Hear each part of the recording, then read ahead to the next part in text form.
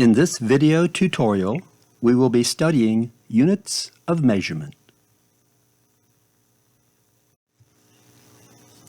Whenever we measure something, we do so using building blocks called units. For example, when we measure the height of something, we shouldn't say 58 without also specifying the units. 58 inches, 58 centimeters, 58 light years, and so forth. The system of units most familiar to Americans is called the English system, where we speak of feet, pounds, quarts, and so forth. The scientific, engineering, and medical communities have migrated to a different set of units, called the international system of units, or more commonly, the metric system.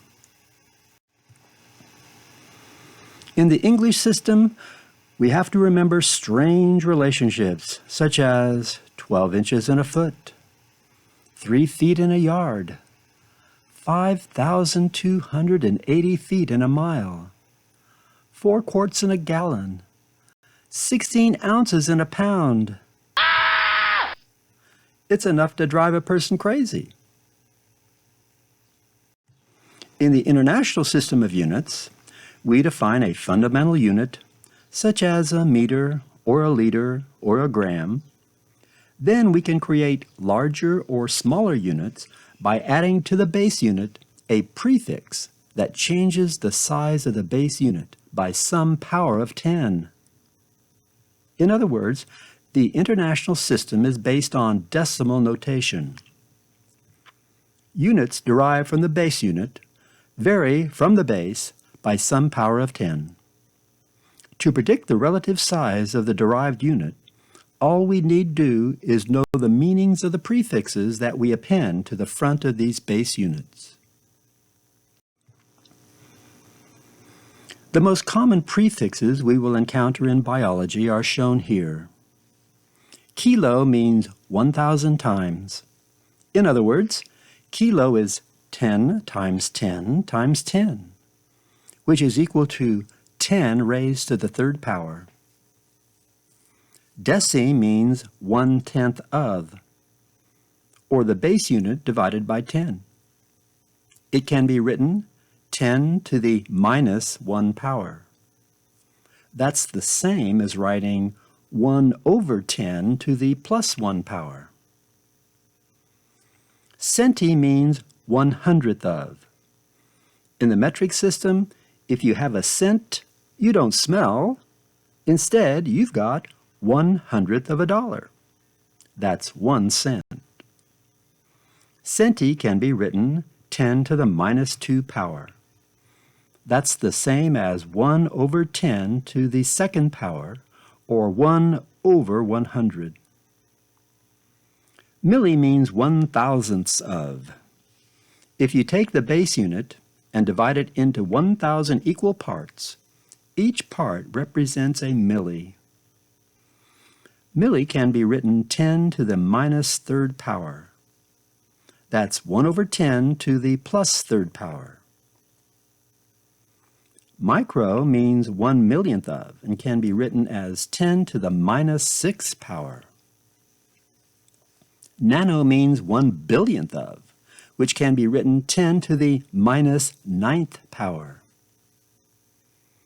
Learn these prefixes if you don't know them already. Make flashcards, carry them with you, study them, discuss them with your friends. These are the keys to the metric system. Kilo means 1,000 times regardless of which base unit it's in front of. If you take a meter and put a kilo in front of it, you've got a unit of length that's 1,000 meters long. If you take a liter and put a kilo in front of it, you've increased the size of the unit 1,000-fold. If you take a gram and put kilo in front of it, you get a kilogram, which is 1,000 times larger than a gram. If we take a meter and divide it into 1,000 equal parts, each one of those lengths is called a millimeter. If we take milli and add it to liter, we get a milliliter, which is 1/1000th of a liter. If we place milli in front of gram, we create a unit that is 1/1000th the size of a gram. There are 1,000 milligrams in a gram. The United States is the only major industrial country that continues to use the English system of units. As a result, not only do we have to learn how to convert within the English system, such as from feet to inches, we also need to learn how to interconvert between the English and the international system. Throughout the remainder of this tutorial, we will be studying the meanings of quantities expressed in metric units and their relationship to the English system of units. As we proceed, you may want to pause the video to try to solve the problem for yourself before you observe how I approach a problem. In solving these conversion problems, we will be setting up equations and doing algebra. If you have your prescription handy, now is the time to take your tranquilizer. Let's begin by studying an approach to solving conversion problems that you can rely on to solve the more complex algebraic problems in biology. Our first problem involves only the English system. How many inches are in 5 feet? The first thing we should do is convert the question into an equation. Equation implies that we will have an equal sign with equal amounts on each side. On the left side of the equal sign, we will rewrite the question in the form of a relationship. How many inches are in 5 feet? Notice that I've substituted the letter x for how many. X is our unknown. It's what we're going to be solving for. The unknown x occupies what we call the numerator. Below the line is the denominator, where we have 5 feet. So we've taken the question and converted it into a relationship. How many inches are in 5 feet? To solve for x, we need to know some relationship between inches and feet that we can place on the right side of the equal sign. And I think most of us know that there are 12 inches in a foot. So on the right-hand side, we will write 12 inches over 1 foot. Notice that in the numerator on each side we have inches, and in the denominators on each side we have feet. That's critical. When you set up problems, you've got to have the same units on both sides of the equal sign in the numerator, and you've got to have the same units on both sides of the equal sign in the denominator. Next, we need to isolate the unknown on the left side of the equation and bring all the knowns over to the right side. We can isolate the unknown on the left side by multiplying the left side by the value in the denominator, 5 feet. Anything times its inverse is 1, whether it be 15 times 1 over 15, or 100 times 1 over 100, or 1,000,000,000,000 times 1 over 1,000,000,000,000. The feds ought to learn this trick to reduce the national debt. So we multiply the numerator on the left-hand side by 5 feet and cancel out the 5 feet in the denominator. Or you could say that we replace it with a 1, which is the equivalent of canceling it out. So now we've isolated our unknown on the left-hand side of the equation. However, whatever you do to the left-hand side of an equation, you also have to do to the right-hand side. Because we multiplied the left-hand side by 5 feet, we must multiply the right-hand side by 5 feet also. When we do that, the units cancel out. That leaves us with 5 times 12 inches divided by 1. 5 times 12 is 60, and divided by 1 is still 60. so our answer is 60 inches. You could probably do this problem in your head, but if you develop a systematic approach to solving problems, you can solve even those difficult conversion problems, as we'll see later. Now let's explore the relationship of units of length between the English and metric systems. In the English system, we deal with units like inches and feet and yards and miles. And we have to remember all those strange numbers that act as conversion factors, such as 12 inches in a foot and 3 feet in a yard and 5,280 feet in a mile. On the other hand, in the international system, we define a base unit called a meter, abbreviated lowercase m. And from that, we can create larger or smaller units by adding a prefix.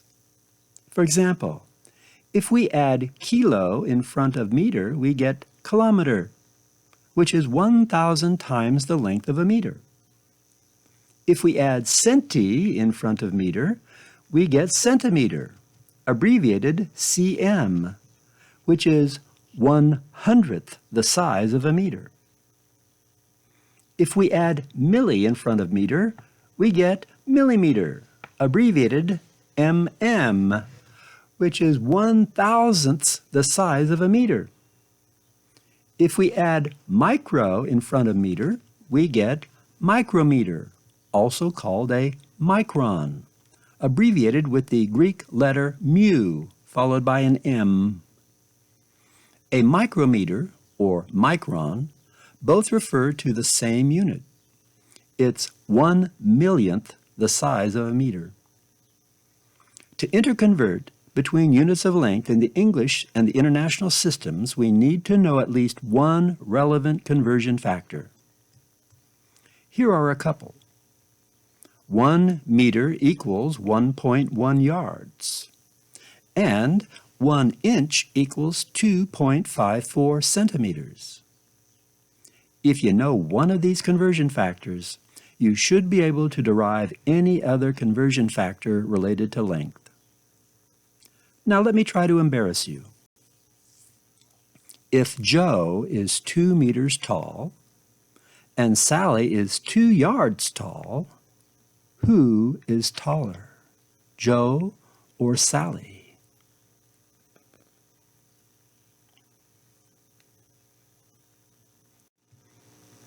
Joe is taller by at least 6 inches. The conversion factor says a meter is longer than a yard. How much longer? 1/10 of a yard longer, or a little more than 3 inches longer than a yard.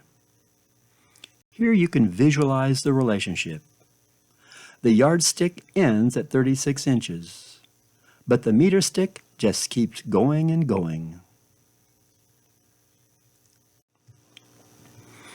Here you can see that an inch is 2.54 centimeters. If you were 5 foot 10 inches tall, or 70 inches tall, you would be 178 centimeters tall. Because a centimeter is a smaller unit than an inch, it takes more of them to describe your height.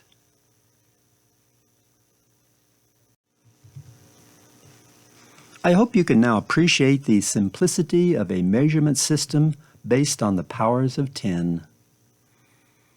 There are 10 millimeters in a centimeter, 100 centimeters in a meter, 1,000 meters in a kilometer. How many millimeters in a kilometer?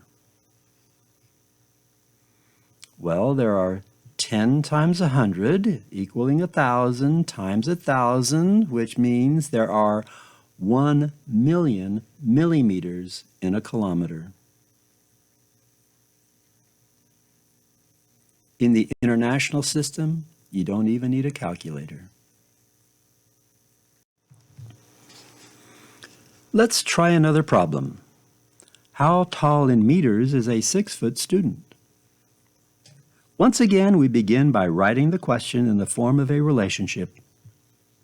How tall is our x? And it goes in the numerator, along with the units, meters. In the denominator, we write 6 feet. On the right-hand side, we're going to write a known relationship between meters and feet. But I don't recall a relationship between meters and feet. But I do know a relationship between meters and inches. So I'll write 1 meter in the numerator and 39.4 inches in the denominator.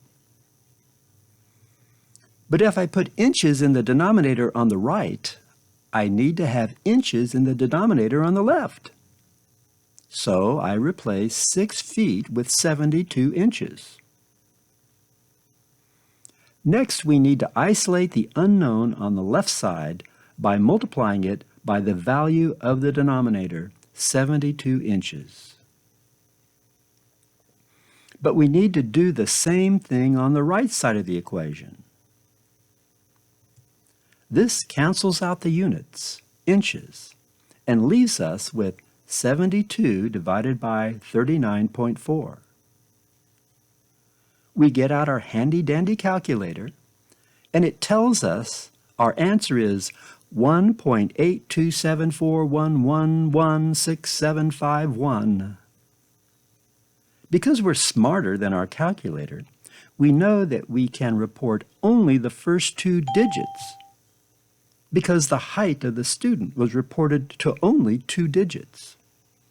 So our answer is 1.8 meters.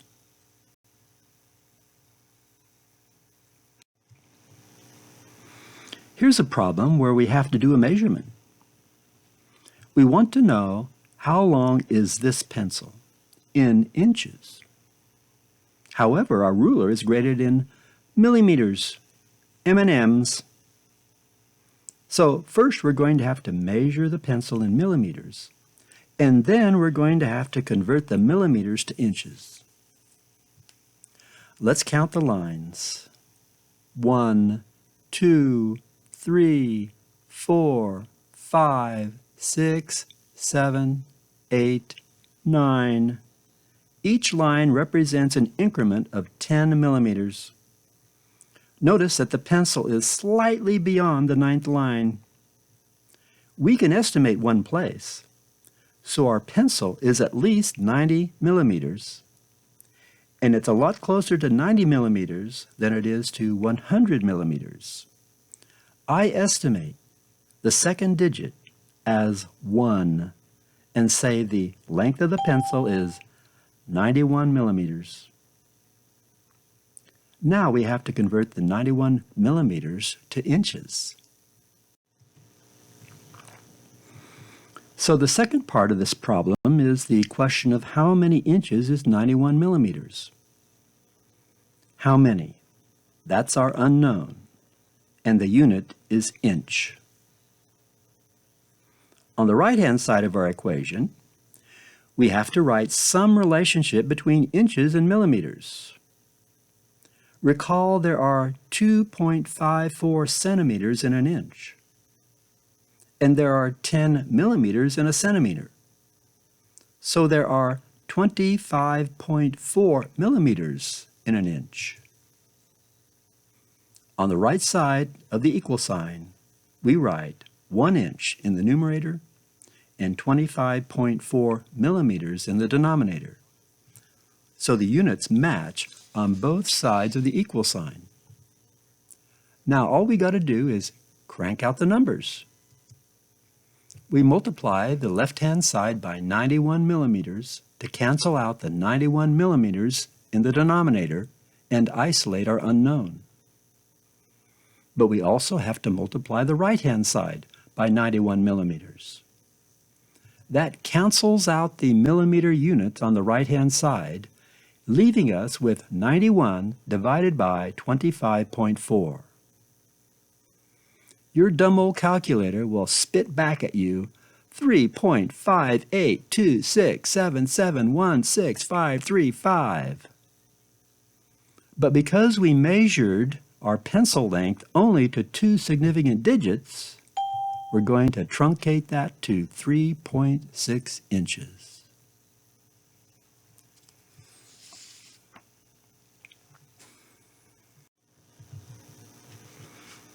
Now let's compare units of volume.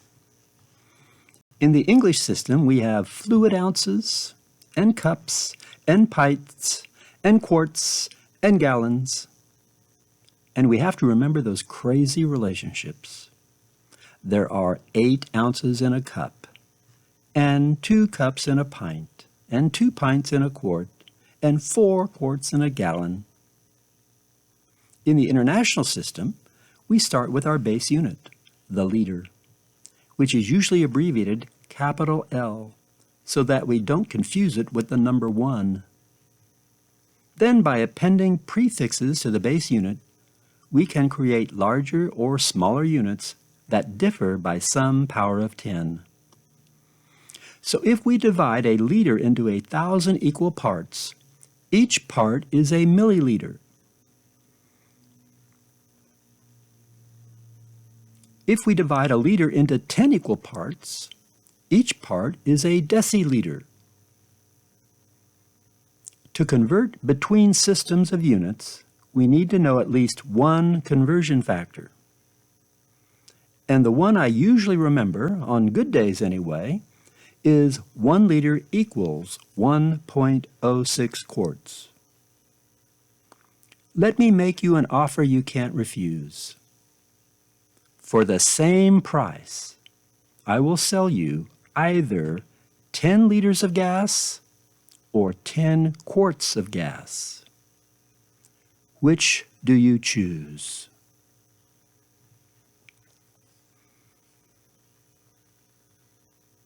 If you said 10 quarts, I thank you for the tip. But the better deal for you would have been 10 liters. The conversion says 1 liter is more than 1 quart. So 10 liters would be more than 10 quarts. 10 liters would be 10.6 quarts. So you'd get more than 10 quarts if you bought the 10 liters. Here is the 1 liter mark. Below is the 1 quart mark, which is 54 milliliters short of a liter.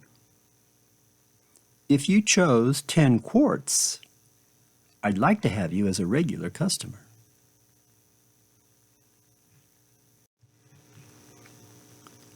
A teaspoon can hold 5 milliliters of fluid.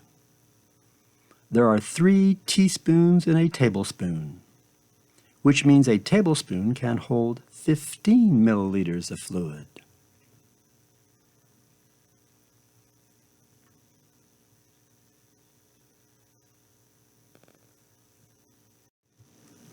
Let's look now at units of mass, or weight.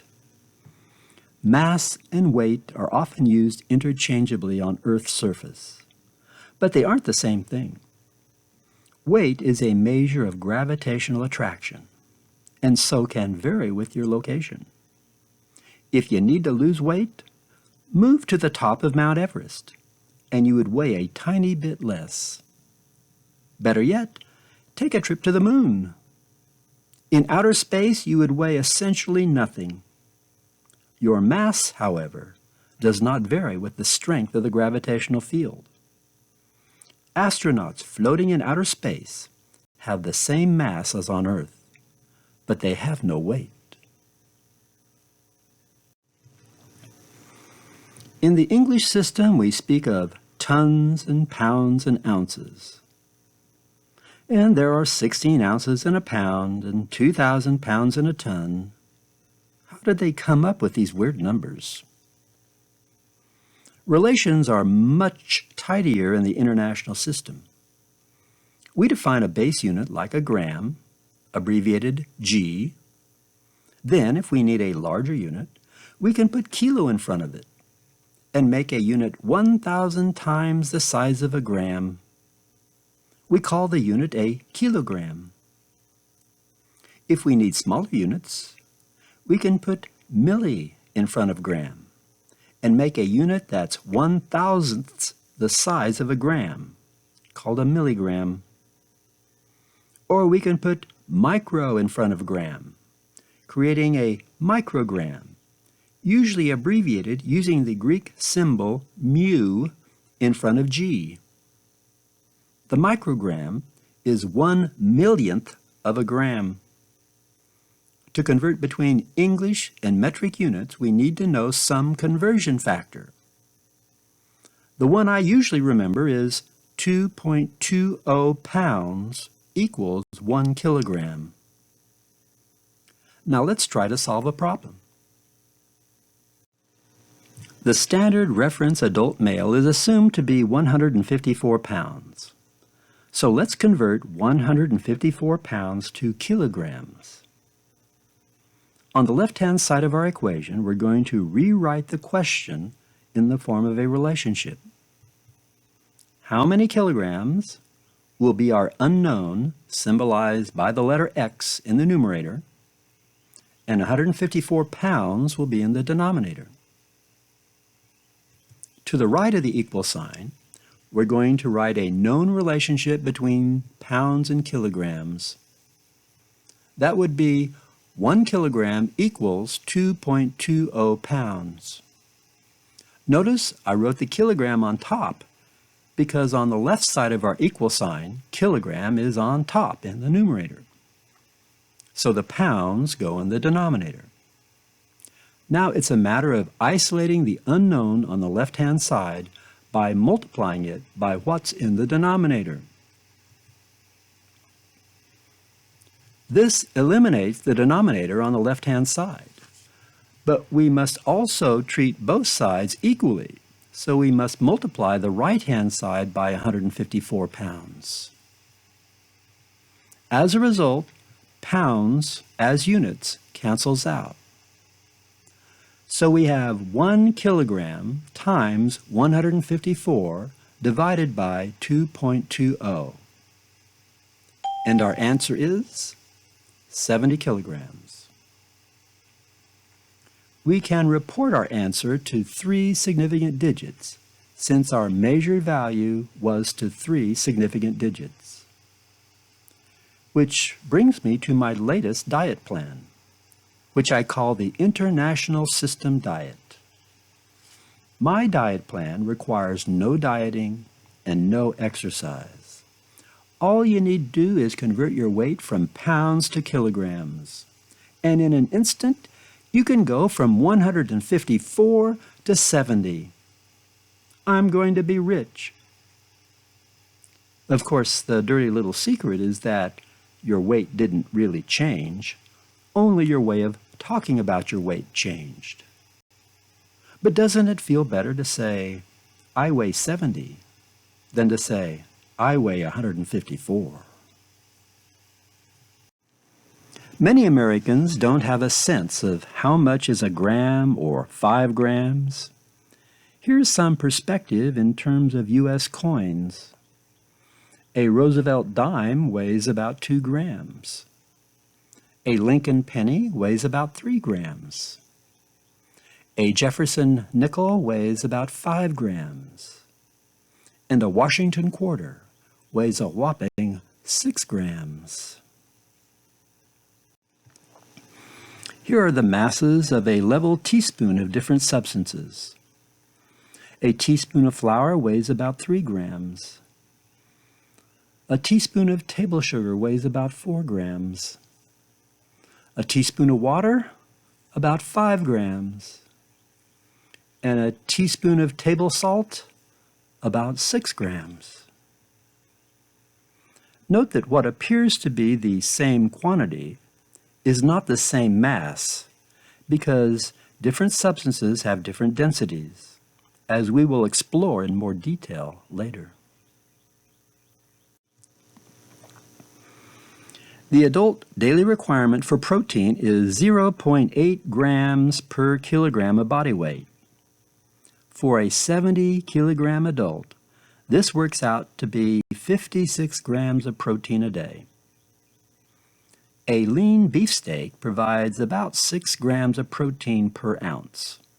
So a 10-ounce steak would provide this person all the protein they need for an entire day. Vitamins are organic compounds essential for our survival that are needed in minuscule quantities each day. The largest RDA for any vitamin is 90 milligrams of vitamin C for the adult male. This is about 1/50th of a level teaspoon. If you go without this tiny quantity for several months, you may develop a disease called scurvy. Your teeth will loosen, your gums will bleed, you'll bruise easily, your entire body will come unglued, and you can die as a consequence. We need even less vitamin B12 each day. The recommended intake for this vitamin is only about 2.4 micrograms a day for the adult. I've placed 2.4 micrograms of vitamin B12 on the spoon. Can you see it? Well, let me bring the spoon closer. Can you see it now? Of course not. You can't see 2.4 micrograms of anything with the unaided eye.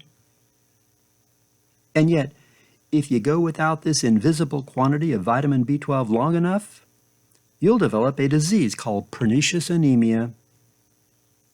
A diagnosis of pernicious anemia a century ago was a death sentence until the discovery of vitamin B12.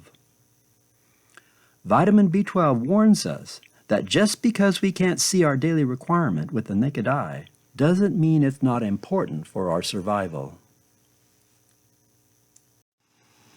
Here's a sample problem you may have to face in your medical careers.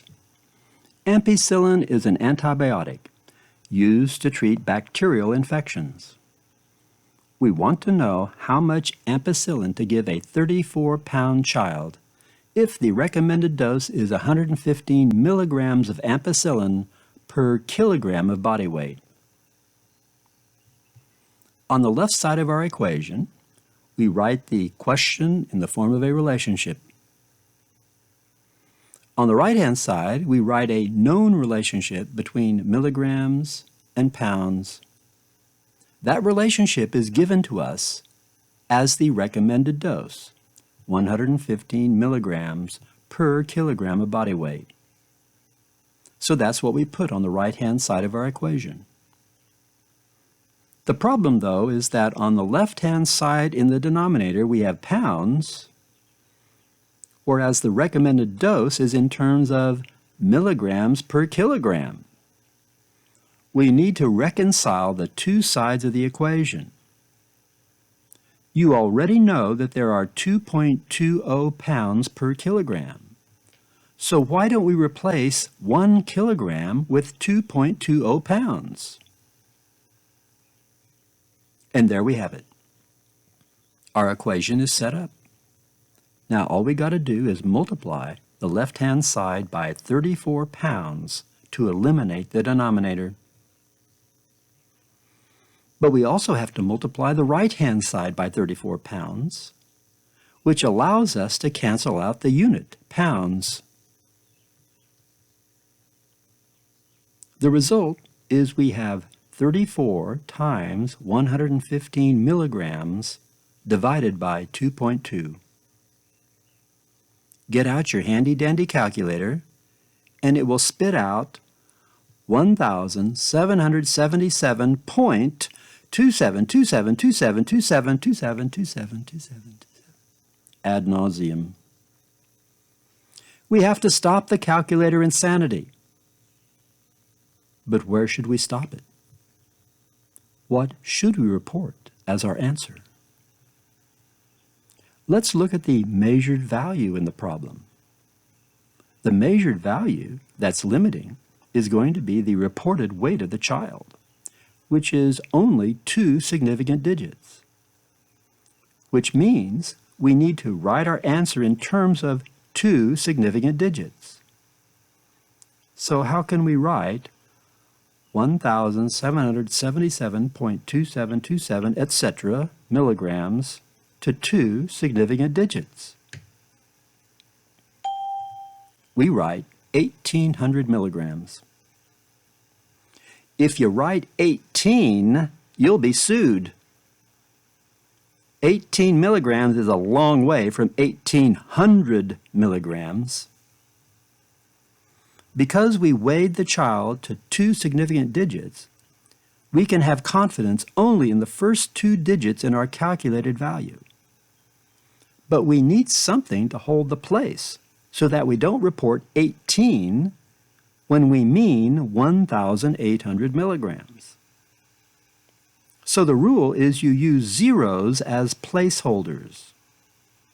So our answer becomes 1,800 milligrams. You could write it in scientific notation as 1.8 times 10 to the third power milligrams. That's the dose of ampicillin we would give to a 34-pound child.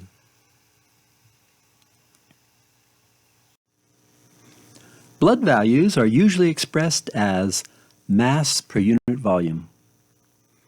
If a person's blood glucose level is 100 milligrams of glucose per deciliter of blood plasma, how many grams of glucose is in a liter of plasma?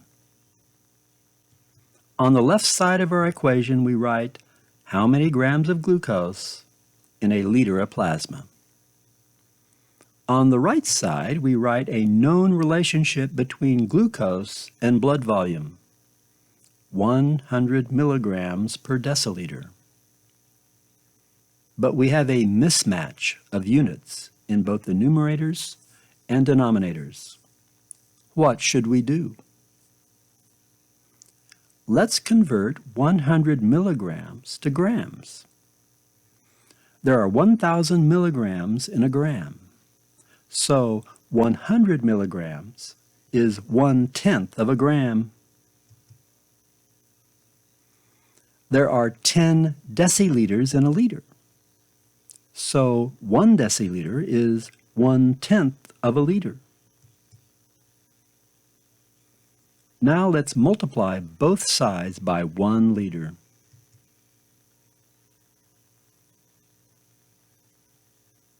This isolates the unknown on the left side and rids us of the unit in the denominator on the right side. We don't need a calculator to do this math. Any value divided by its equal will give us 1. So a liter of our blood sample would contain 1 gram of glucose.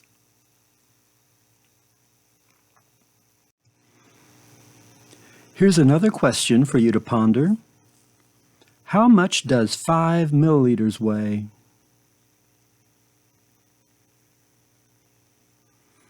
It's a trick question. The answer depends on what our 5 milliliter volume is composed of.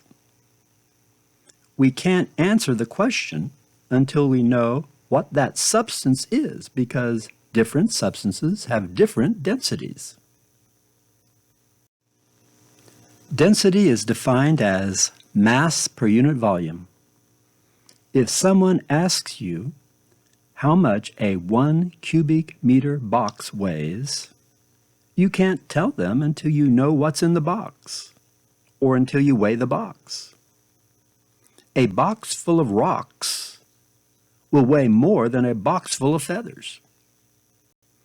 The cubic meter box full of rocks will be more dense.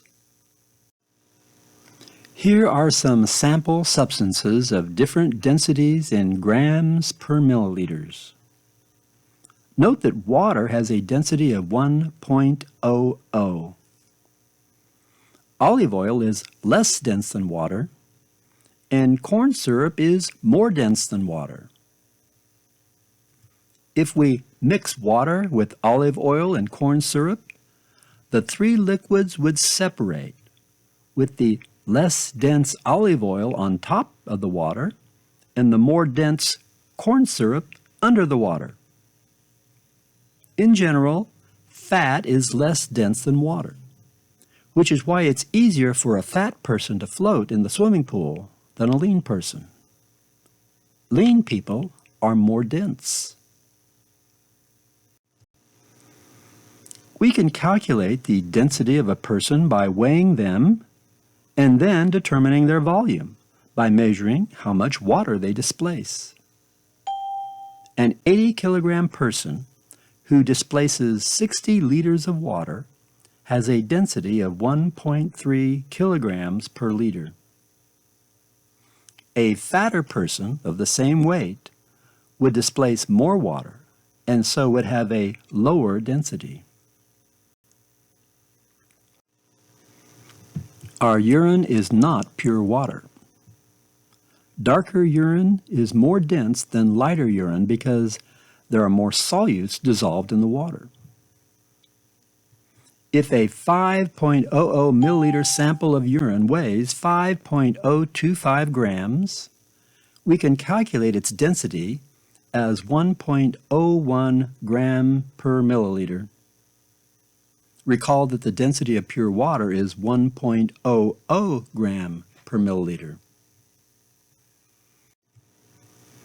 If we divide the density of our urine by the density of pure water, we can cancel out the units without changing any of the numbers. The resulting quantity is known as specific gravity. Most urinalysis kits report the density of urine in terms of specific gravity, density without units. Let's say the density of your urine is 1.03 grams per milliliter. We divide the urine density by the density of pure water, 1.00 grams per milliliter, and we get 1.03. No units. This is the specific gravity. The more water you consume, the lower the specific gravity of your urine. Your kidneys will thank you for it.